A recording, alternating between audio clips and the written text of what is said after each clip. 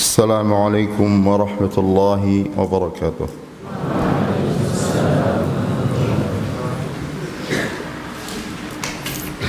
إن الحمد لله نحمده ونستعينه ونستغفره ونعوذ بالله من شرور أنفسنا وسيئات أعمالنا من يهد الله فلا مضل له ومن يضلل فلا هادي له وأشهد أن لا إله إلا الله وحده لا شريك له وأشهد أن محمدا عبده ورسوله. Kemudian yang berkaitan dengan masalah ini adalah makan sahur. Ya, makan sahur ya, di antara keutamaan makan sahur ini, pertama seperti disebutkan dalam hadis sahabat Amr bin As radhiyallahu taala anhu, bahwasanya Rasulullah SAW bersabda seperti dalam riwayat Imam Muslim dalam sahihnya, faslu ma baina siyamina wa siyami ahlal kitab aklatus sahar. Pembeda antara puasanya kita dan puasanya ahlul kitab adalah makan sahur. Jadi orang-orang ahlul kitab, Yahudi dan Nasara, mereka berpuasa juga, tetapi mereka tidak disyariatkan makan sahur seperti kita. Karena itu pembeda antara puasa kita dengan ahlul kitab adalah dengan makan sahur. Dan keutamaannya disebutkan oleh Rasulullah SAW seperti hadis sahabat Salman Al-Farisi radhiyallahu taala anhu, seperti yang diriwayatkan oleh Imam Tabrani dalam Mu'jam Al-Kabir, kemudian juga Abu Nuaim dengan sanad yang hasan. Beliau Rasulullah SAW bersabda, al-barakatu fi thalathatin. Keberkahan itu pada 3 perkara. Ini perhatikan. Jadi kita di dalam hidup ini harus pertama yang kita utamakan cari itu ya, yang berkaitan dengan dunia atau yang lain itu keberkahan. Ya, karena keberkahan itu menjadikan sesuatu yang sedikit itu menjadi banyak. Ya, berkah.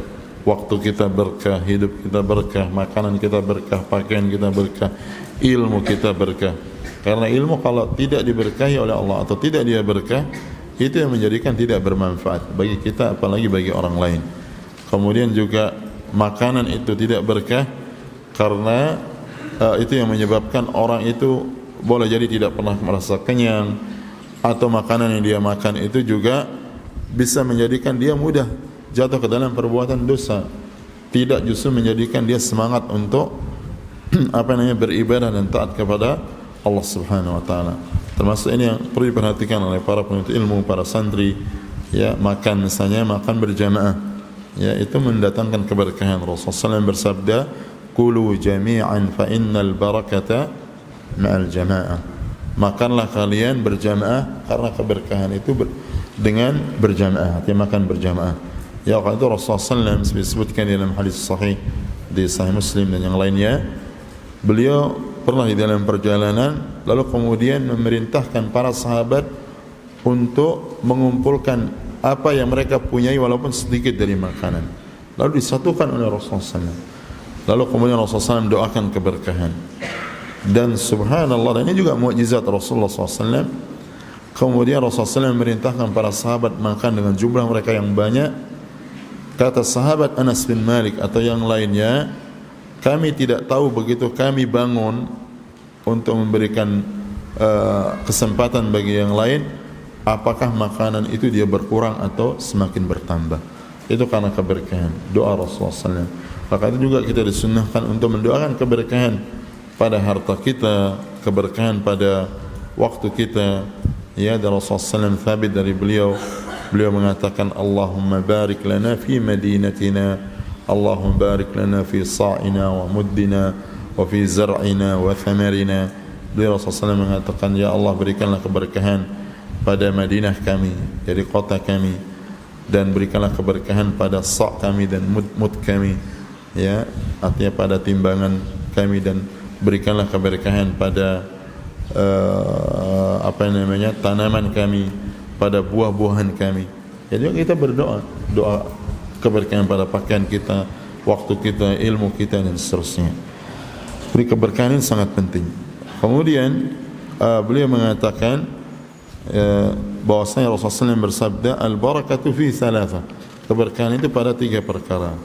Al-jamaah, pada berjamaah, ya baik itu dalam ibadah yang memang disyariatkan berjamaah, kemudian juga pada makan berjamaah, ya beraktivitas berjamaah. Bahkan Rasulullah SAW kalau beliau safar, beliau itu tidak memberikan para sahabat itu berpisah-pisah tempatnya ketika dia singgah, apalagi menginap.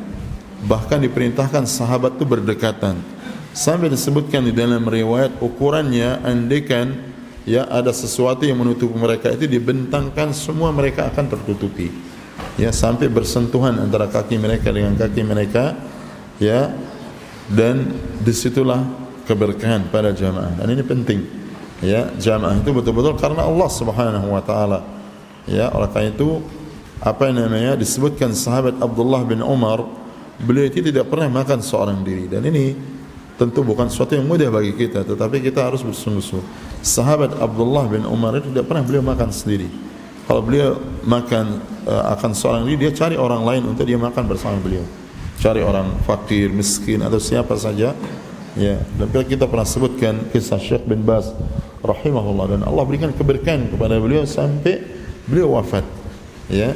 Beliau itu dulu waktu masih menuntut ilmu di guru-guru beliau, di antaranya Syekh Muhammad bin Ibrahim al-Syekh, ya. Beliau setiap selesai, masih remaja, ya, ketika bahkan berkeluarga, beliau setiap selesai menuntut ilmu pagi menjelang subuh, ya, selesai kajian, beliau ajak satu orang, ya, untuk makan bersama di rumahnya, ya, untuk sarapan.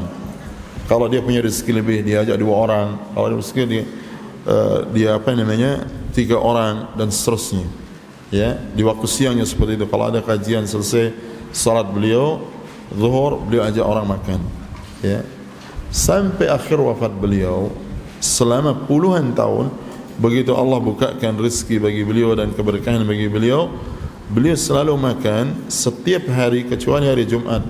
Karena itu untuk keluarga beliau khusus, beliau makan bersama. Dan orang-orang walaupun hari Jumat misalnya beliau tidak bersama kaum muslimin makan, tetap beliau siapkan, perintahkan untuk menyiapkan makanan, ya. Hadir 100 orang, 200 orang, 300 orang, 400 orang, 1000 orang, itu semua disiapkan. Dan Allah berikan keberkahan, ya. Allah berikan keberkahan bagi beliau, ya, karena beliau dari semenjak beliau remaja menuntut ilmu, beliau selalu mengajak orang untuk makan bersama dan sebagainya. Dan keutamaannya besar. Di dalam sebuah hadis Rasulullah SAW bersabda, beliau mengatakan, inna fil jannati ghurafan yura zahiruha min batiniha wa batinuha min zahiriha hiya liman alana al-kalam wa at'ama at-ta'am wa shalla bil-laili wan nasu niyam. Sungguhnya sabda Rasulullah SAW, di dalam surga itu ada kamar-kamar, ya, ada rumah-rumah, ada kamar-kamar yang dalamnya itu bisa dilihat dari luar dan luarnya itu bisa dilihat dari dalam, ya. Artinya orang tidak bisa mensifatkan bagaimana itu, karena dia tidak akan pernah sama dengan di dunia, ya. Karena Allah berfirman di dalam hadis qudsi, a'dadtu li'ibadiyas salihin ma la 'ainun ra'at wala udhunun sami'at wala khatara ala qalbi bashar. Aku siapkan bagi hamba-hambaku yang saleh, yaitu surga yang tidak pernah dilihat oleh mata, tidak pernah didengar oleh telinga, dan tidak pernah terlintas atau tergambar di dalam benak atau pikiran seseorang. Artinya orang bagaimanapun dia berkhayal surga itu seperti ini, kamarnya seperti ini, ya, apalagi antum khayalkan seperti kamar antum misalnya, itu tidak akan pernah sama sekali. Ya, kalau ada rumah paling mewah di dunia ini, paling canggih, tidak akan sama dengan rumah-rumah atau istana-istana di surga, kenikmatan surga, baik itu makanan, minuman dan seterusnya. Jadi Rasulullah mengatakan, sungguh di surga itu ada kamar-kamar yang dalamnya bisa dilihat dari luar dan luarnya bisa dilihat dari dalam. Itu diperuntukkan bagi orang-orang yang lembut di dalam ucapan, artinya lemah lembut di dalam berucap atau berbicara. Dan dia memberikan makan, dan memberikan makan ini tidak mesti fakir miskin, walaupun itu lebih utama. memberikan makan itu teman kita, keluarga kita, tentu itu yang lebih utama. Walaupun teman kita itu kaya, ya, it'amut ta'am itu yang disunnahkan bukan hanya untuk fakir miskin saja, walaupun mereka lebih utama. Orang kaya juga kita kalau berikan makan teman kita, misalnya mereka datang, itu juga dapat pahala yang besar dan mendapatkan janji dalam hadis ini. Wa at'amat ta'am, dan orang yang memberikan it'am, memberikan makanan kepada orang lain, wa shalla bil laili wan nasu niyam, dan dia salat di waktu malam pada saat manusia yaitu tertidur. Kemudian keutamaan yang lain, kemudian al-jamaah, pertama jamaah, was-sarid, dan kemudian makanan as-sarid. Nah, ini makanan yang ma'ruf. Ya, mungkin suatu saat kalau Allah Subhanahu wa taala mudahkan antum pergi haji atau umrah, ya, antum insyaallah akan menikmati makanan ini, ya, itu keberkahan padanya. Dan ini nas hadis Rasulullah SAW. Was-sahur, dan juga apa namanya makan sahur. Di hadis Abu Hurairah radhiyallahu taala anhu, seperti yang diriwayatkan oleh Imam As-Suyuti di kitab Al-Jami' As-Saghir dan yang lainnya, Rasulullah SAW bersabda, berkata salah seorang sahabat Rasulullah SAW, "Dakhaltu 'ala an-nabi SAW wa huwa yatasahharu." Aku mendatangi Nabi Muhammad SAW dan beliau dalam keadaan makan sahur atau sedang makan sahur. Faqala, kemudian Nabi Muhammad SAW bersabda, "Innaha barakatun a'taakumullahu iyyaha fala tada'uha."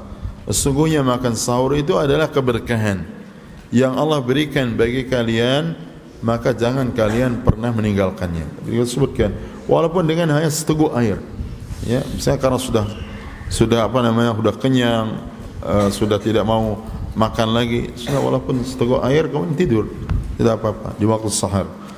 Ya, kemudian dalam hadis yang lain disebutkan seperti diriwayatkan oleh Imam Ahmad dan Abu Daud di dalam As-Sunan, juga Imam Nasa'i dan yang lainnya, ya, disebutkan hadis Irbad bin Sariyah dan hadis Abu Darda radhiyallahu taala anhuma, ya, disebutkan bahwasanya Rasulullah SAW menyebutkan makan sahur itu dengan al-ghada'ul mubarak. Beliau bersabda, "Halumma ila al-ghada'il mubarak." Mari kita, artinya menuju makanan yang diberkahi, maksudnya menyantap atau menikmati makanan yang diberkahi, yakni sahur, yaitu makan sahur. Kemudian orang yang makan sahur itu akan didoakan oleh Allah Subhanahu wa taala, diampuni oleh Allah Subhanahu wa taala, akan diberikan rahmatnya, didoakan oleh para malaikat. Ya, Allah dan para malaikat berselawat kepada orang-orang yang yaitu makan sahur. Rasulullah SAW bersabda di dalam hadis, beliau bersabda, "As-sahuru aklatu barakatin." Makan sahur itu adalah makanan yang berkah. Fala tada'uhu, maka jangan kalian tinggalkan, walau ay yajra'a ahadukum jar'atan min ma'in, walaupun salah seorang kalian dia hanya bisa meneguk satu tegukan air, ya, satu tegukan air. Kemudian beliau mengatakan, fa innallaha wa malaikatahu yusalluna 'alal mutasahhirin. Sesungguhnya Allah bersalawat dan juga para malaikat bersalawat atas orang-orang yang makan sahur. Artinya salawat Allah itu pemberian rahmat, kemudian ampunan, sedangkan doa para malaikat doa bagi mereka, doa ampunan dan juga yang lainnya.